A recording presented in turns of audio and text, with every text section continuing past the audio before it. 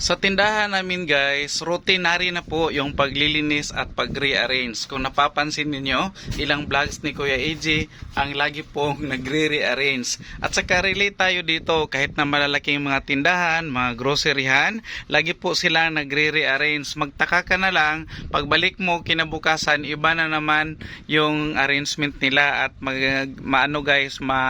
malito ka na naman kung saan mo hagilapin yung mga dati na mga binibili mo na nasanay ka na doon nakapwesto. Pero ang ano niyan guys, ang explanation niyan is naglinis sila at saka nagrearrange para po mabago at least kung hindi man siya mabago, malinis yung mga items at saka yung mga sulok-sulok malinisan na rin. So yan po ang ginagawa namin dito sa aming tindahan guys. Routinary na po yung paglilinis namin at pagre-rearrange. Magtaka ang mga customers bakit saan na naman napunta yung ibang mga items, pero ang purpose po talaga is maglinis at saka magre-arrange at saka kung hindi masyadong mabenta yung mga items, kailangan naming ilagay siya sa harapan or kailangan visible siya sa mata ni customers para po mabilis po siyang mabenta at makita ni customers kahit hindi sila maghanap.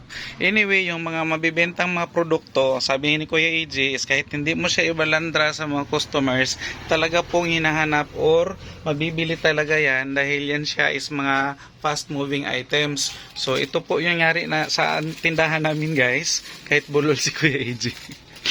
After nito, share ko na rin kung ano yung kalalabasan ng aming arrangement. At saka kung napapansin ninyo guys, sa mga tindahan natin, pag may mga hindi po gumagalaw ng mga paninda, kailangan nating hanapan ng mga bagong posisyon para po mabenta siya. Dahil huwag mo antayin guys na ma-expire siya at saka ikalulugi mo. Dahil yan po yung kadalasang nalulugi ka pag hindi siya fast moving item at saka hindi mo siya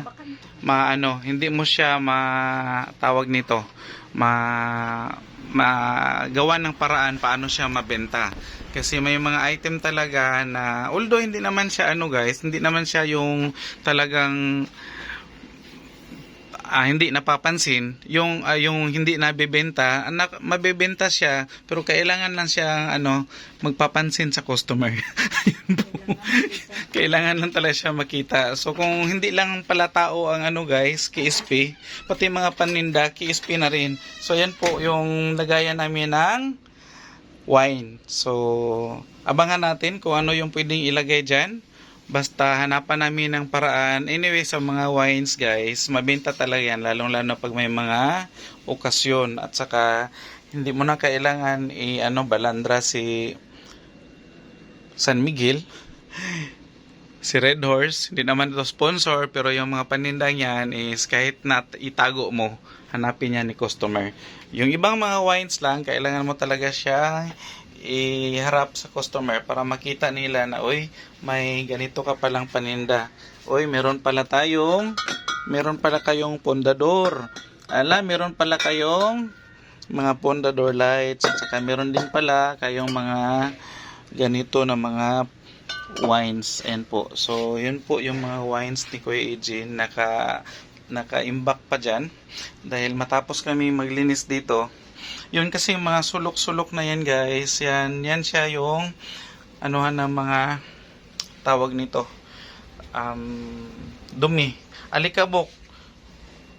Yan, hindi po nawawala talaga guys yung alikabok, kahit nga sabi nga ni Kuya AJ, kahit araw-araw kang magwalis, meron pa ring hindi naaalis.